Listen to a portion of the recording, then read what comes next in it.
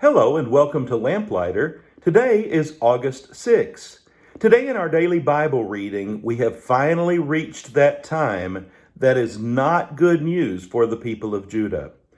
For years, it seems, Jeremiah and others have been proclaiming to the people of Judah that they need to turn their lives around, that they need to be obedient to God, that they need to listen to God's warnings, because God is about to come in his wrath through the nation of Babylonia from the north to take them into captivity. But all of the warnings of the prophets, all of the warnings of Jeremiah have gone unheeded. The people simply refuse to listen. There are too many other voices of false prophets who say to them things that they would rather hear, so they basically ignore Jeremiah's warning. But as we see in today's reading, the time for warning is over. The time for action is now.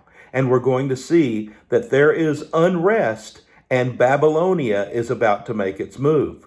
So as we open today's reading, we see that Judah is going to become Babylonia's captive. Now, you may remember that the Babylonians are in the north, the Egyptians are in the south. Now, Judah at times has tried to make allies with Egypt as sort of a protection in case the Babylonians decide to come south and invade, but the Egyptians have not been allies to the people of Judah.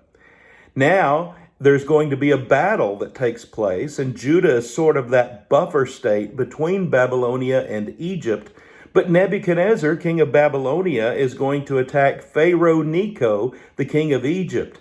And the Babylonians are going to defeat the Egyptians. Now, two things are going to happen here that fulfill the prophecies of Jeremiah and others.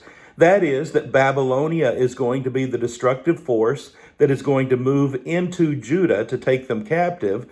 And the other is that Egypt will not be one they can rely upon for help because Egypt itself has been defeated. So the Babylonians move into Judah, they take captives, and the first captives are taken, among which would be people such as Daniel and his friends that we'll read about a little bit later. They also take articles from the temple in Jerusalem to put into the temple of Nebuchadnezzar.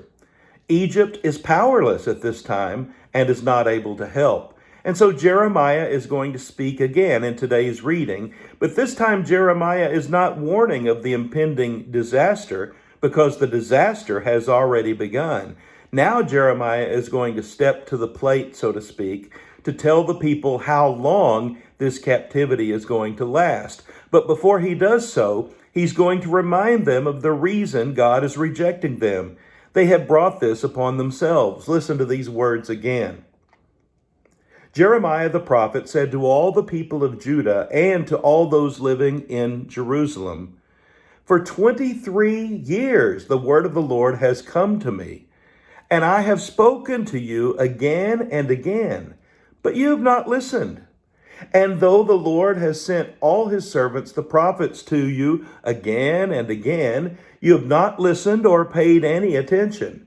They said, 'Turn now, each of you, from your evil ways and your evil practices, and you can stay in the land the Lord gave to you and your forefathers forever and ever.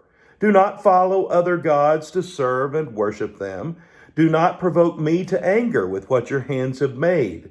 Then I will not harm you,' God has said. But you did not listen to me, declares the Lord, and you have provoked me with what your hands have made, and you have brought harm to yourselves." Anything that's about to happen to Judah with regard to their destruction can only be blamed upon themselves because they've been given numerous opportunities to turn away. Therefore, the Lord Almighty says this through Jeremiah, "Because you've not listened to my words, I will summon all the peoples of the north and my servant Nebuchadnezzar, king of Babylon." That's interesting, isn't it? Nebuchadnezzar, a wicked king, is referred to by God as his servant. Not in the sense that Nebuchadnezzar is a good man, not in the sense that Nebuchadnezzar is truly one who hopes to be a servant of God, but simply one who is used as a tool in the hands of God to bring discipline upon his people in Judah. "I will bring them against this land and its inhabitants and against all the surrounding nations. I will completely destroy them and make them an object of horror and scorn and an everlasting ruin.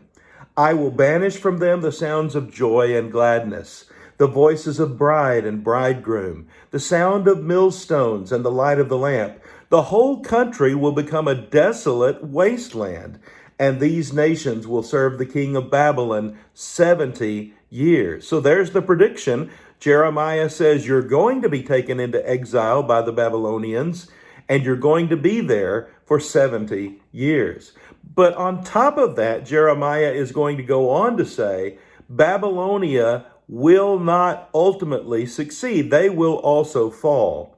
When the 70 years are fulfilled, I will punish the king of Babylon and his nation, the land of the Babylonians, for their guilt, declares the Lord, and will make it desolate forever. They themselves will be enslaved by many nations and great kings. I will repay them according to their deeds and the work of their hands. Jeremiah then goes on to talk about the cup of God's wrath that is going to be poured out on all nations that have been disobedient and rebellious against God. In fact, then he begins to specify some words of God as judgment against the nations. The Lord will bring charges against the nations. He will bring judgment on all mankind and put the wicked to the sword, declares the Lord. Look, disaster is spreading from nation to nation.